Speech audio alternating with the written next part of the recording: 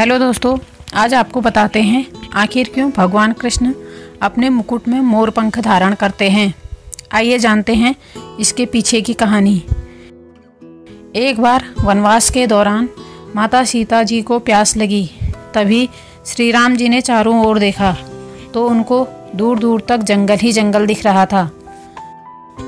उन्होंने वन देवता से प्रार्थना की, आसपास जहाँ कहीं जलाशय हो तो कृपा करके मुझे वहाँ जाने का मार्ग सुझाइए। तभी वहाँ एक मोर ने आकर श्री राम जी से कहा कि आगे थोड़ी दूरी पर एक जलाशय है, चलिए मैं आपका मार्ग पथ प्रदर्शक बनता हूँ, किंतु मार्ग में हमारी भूल चूक होने की संभावना है। श्री राम जी ने पूछा, वह क्यों? तब मोर ने उत्तर दिया, मैं उड़ता हुआ जाऊंगा और आप चलते हुए आएंगे, इसलिए मार्ग में मैं अपना एक एक पंख बिखेरता हुआ जाऊंगा। उसके सहारे आप जलाशय तक पहुंच ही जाओगे। मोर के बारे में कहा जाता है कि मोर अपने पंखों को एक विशेष समय एवं एक विशेष ऋतु में ही बिखेरते हैं।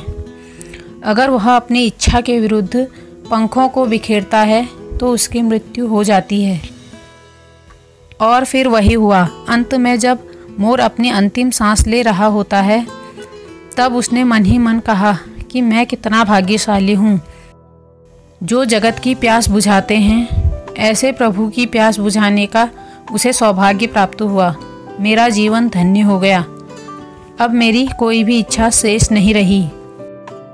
तभी भगवान श्री राम ने मोर से कहा कि मेरे लिए तुमने जो मोर पंख बिखेर कर अपने जीवन का त्याग कर मुझ पर जो ऋणानुबंध चढ़ाया है, मैं उस ऋण को अगले जन्म में जरूर चुकाऊंगा, तुम्हारे पंख अपने सिर पर धारण करके। तत्पश्चात अगले जन्म में श्री कृष्ण अवतार में उन्होंने अपने मुकुट पर मोर पंख धारण कर वचन अनुसार उस मोर का ऋण उतारा था। कहानी का तात्पर्य बस यही है कि अगर भगवान को अपना ऋण उतारने के लिए पुनः जन्म लेना पड़ता है तो हम तो मानव है, न जाने हम कितने ही ऋणानुबंध से बंधे हैं। उसे उतारने के लिए हमें तो कई जन्म भी कम पड़ जाएंगे। इसलिए भगवान श्री कृष्ण ने गीता में भी कहा है, कर्म वह फसल है जिसे इंसान को हर हाल में काटना ही पड़ता है।